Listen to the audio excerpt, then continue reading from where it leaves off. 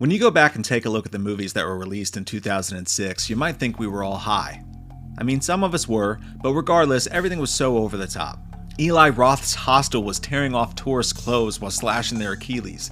The Hills Have Eyes remake was gnarly in every way, and does anybody remember that really cool but super weird Paul Walker flick Running Scared? We were on some dark stuff in the mid-2000s. It wasn't just the horror and action genres either. Comedies like Grandma's Boy had a level of wildness to them that you just don't see these days. All of these were released before August of 2006, when the mother of all over-the-top, egregious, and slightly cheesy but kinda awesome movies was released unto the earth, at least in name. A name that conjures all the curiosity of the world while simultaneously explaining itself perfectly. A name that alone sent the internet into a frenzy for months. Ladies and gentlemen, the verbal version of Ryan Gosling's Scorpion Jacket in Drive. Today we're talking about just what the happened to Snakes on a Plane. It all started in 1992 when University of Pittsburgh administrator David D'Alessandro read a Nature magazine about brown tree snakes finding their way onto World War II airplanes. As if those fighter pilots weren't already having a bad day in the middle of a world war, satanic Bob Ross just added a little happy snake in there to brighten up their day. D'Alessandro then wrote the screenplay about a singular snake loose in a plane, giving it the forgettable title of Venom. Then, he watched James Cameron's Aliens and decided that moderation was for cowards, adding many more snakes to the script. Still, many studios turned down the script until someone at MTV Paramount read it and said to themselves, "We made a movie called Pootie Tang. No one can stop us." They then teamed with New Line Cinemas, and Snakes on a Plane was in business. Speaking of New Line Cinema, who took over the production, the original director hired for the project was Freddy vs. Jason and Bride of Chucky director Ronnie Yu. That's when the infamous Samuel L. Jackson, who had worked with Yu on a film called The 51st State, heard about this and reached out to his friend. Jackson asked if he could be in the film, and Yu, surprised, said sure. Yu then reached out to New Line, who didn't even believe their own director that Samuel L. Jackson actually wanted to be in a movie called Snakes on a Plane. When in fact, the name was the only reason Jackson wanted to do the film at all. He believed in it so much he signed on to the project far before a script or cast had been completed. Jackson is the actual only reason we're not sitting here right now talking about a movie called Pacific Flight 121, and let's be honest, we probably wouldn't be. As Jackson tells it while laughing, "They gave me the script, it said Pacific Flight 121, and I'm like, what the is this?" And they were like, "Well, we don't want to give it away," and I'm like, "You exactly want to do that. That's why I'm here. I'm not here to do Pacific Flight 121. If that's the name of the movie, I quit." Finally, after leaking various things to a rabid internet fan base who also demanded the film keep its amazing name, Jackson had his wish granted. Snakes on a Plane was here to stay. But the director wasn't. Samuel L. Jackson told a part of the tale, saying, "The next thing I know, Ronnie got fired." And they were like, "Well, Ronnie's not doing the movie now. We hope you're going to stay." I'm like, "Hell yeah, I'm doing the movie. It's Snakes on a Plane. I want to do it." The official reason given for the director and studio parting ways was budget and creative differences, but as Yu tells it, he wanted to off Samuel L. Jackson early in the film, and the studio wasn't having it. "And I will strike down upon thee with great vengeance and furious anger. And you will know my name is the Lord when I lay my vengeance upon thee." Yu said, "If you put Samuel L. Jackson in it and you have Snakes on a Plane, who is the star of the show? Is it Samuel L. Jackson or is it the snake? If you want Samuel L. Jackson to be the hero, then the snakes weren't that important, because you knew at the end Samuel L. Jackson would save the day." He continued, "If I'm allowed the creative freedom, then I'll do it a little differently with Samuel L. Jackson. I'll make him more of a surprise for the audience. He can be a cool guy, but kill off the cool guy, so people hate those snakes. Rather than have the normal hero come save the day, I think the audience wants to see something a little bit different, unpredictable." Ah, new print. Little, yellow, different. And so, the legend of these mother effing snakes on this mother effing plane continued without Ronnie Yu. Yu was replaced by director David Ellis, a guy who had an insanely cool life before his unfortunate passing in 2013. A pro surfer turned stunt actor turned stunt coordinator and second unit director who cut his teeth as the official director of, you guessed it, Homeward Bound 2: Lost in San Francisco. Ellis would then go on to direct Final Destination 2 and the underrated Chris Evans thriller Cellular before Snakes on a Plane came his way in 2006. A project that might sound like a fun and easy breeze until you actually think about the particulars of putting mother effing snakes on the mother effing plane.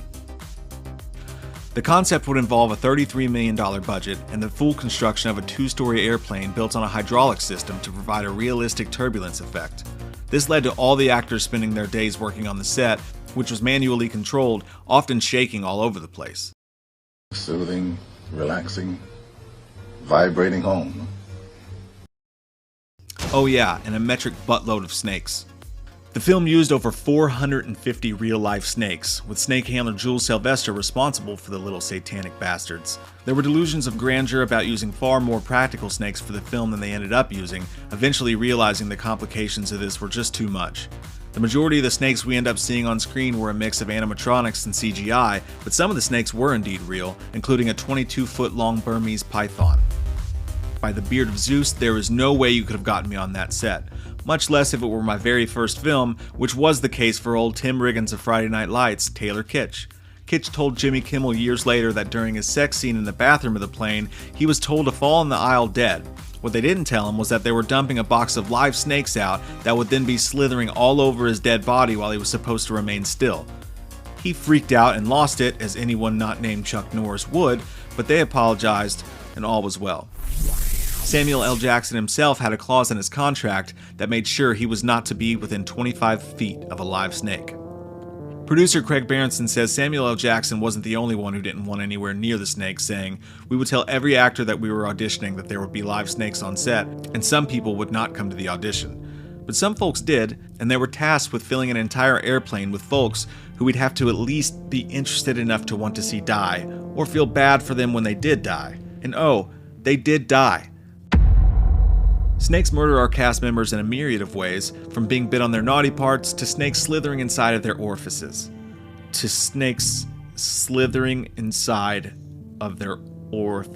Yeah, you know what I mean. There's also a disgusting sucking out the poison moment that will forever make that sound far less sexy than it did before you watch the scene take place. And one guy Brett Favre's a chihuahua right into a snake's mouth. All these events happen to and around a plethora of fun-to-watch folks that include actors David Koechner, basically as an even hornier version of his Anchorman character, Juliana Margulies, Rachel Blanchard, Kenan Thompson, Lynn freaking Shay is in this for some reason, along with Flex Alexander and Terry Chen. Bruce James plays an over-the-top flight attendant who has the pleasure of microwaving a snake on a microwave that, if you pay attention, has a snake setting on it, because Snakes on a Plane.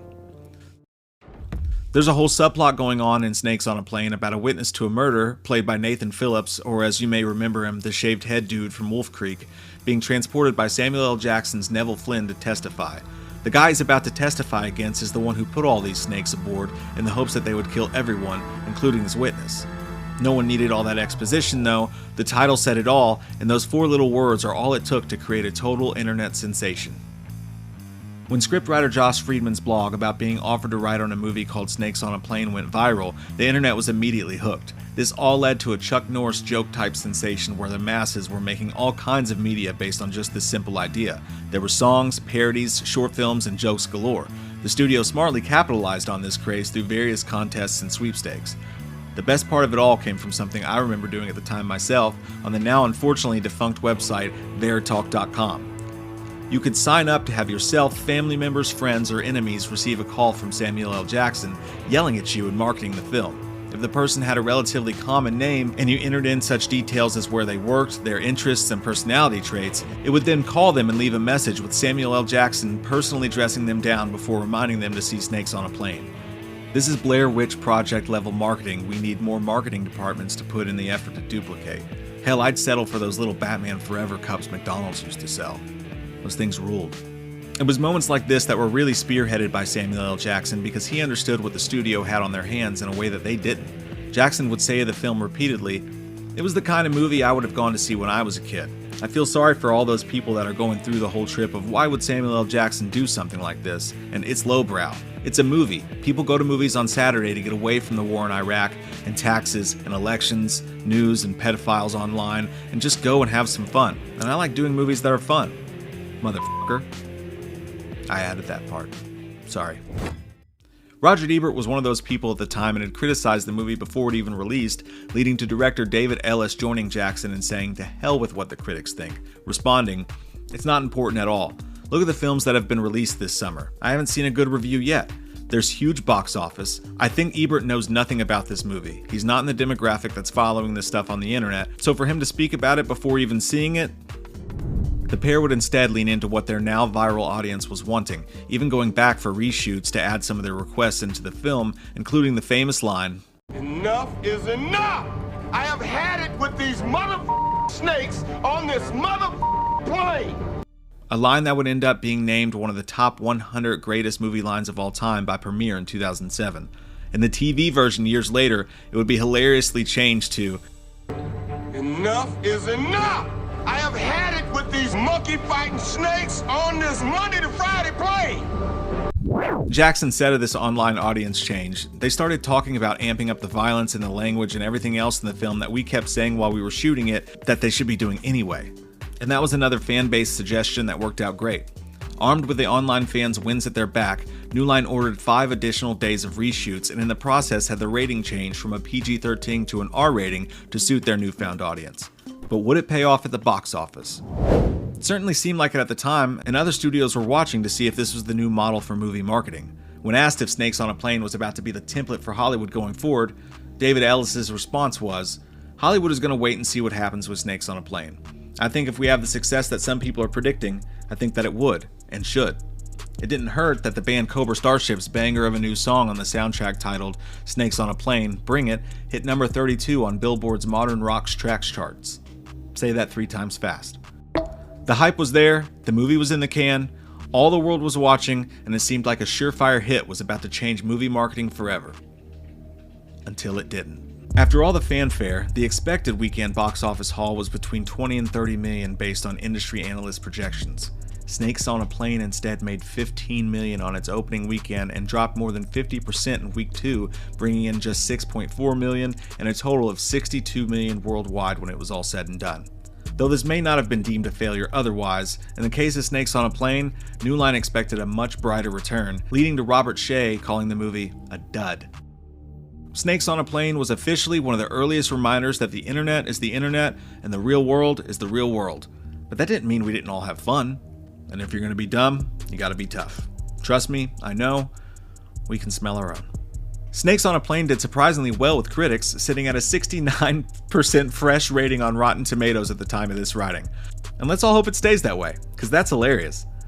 Do you know what's not hilarious? During one particular showing of Snakes on a Plane in Arizona, a fan, or as you may call them, complete and total asshole, released 2 live diamondback rattlesnakes into a dark theater, and left. Somehow, nobody was bitten, and a snake wrangler was called to collect the snakes peacefully. Join me in hoping that that guy, wherever he is right now, is experiencing something very uncomfortable at the moment. I like the back of a Volkswagen. Box office be damned, Snakes on a Plane is a far bigger part of the pop culture zeitgeist of the world today than anybody probably ever imagined it could be. A marketing phenomenon and an example of how fun it can be to let your hair down and not take yourself so seriously. Laugh a little, turn your brain off, get your bitten off by a snake, whatever. I think most of us are just glad this movie exists. And what more can a movie ask for? And that, my friends, is just what the happened to Snakes on a Plane. Thanks for watching.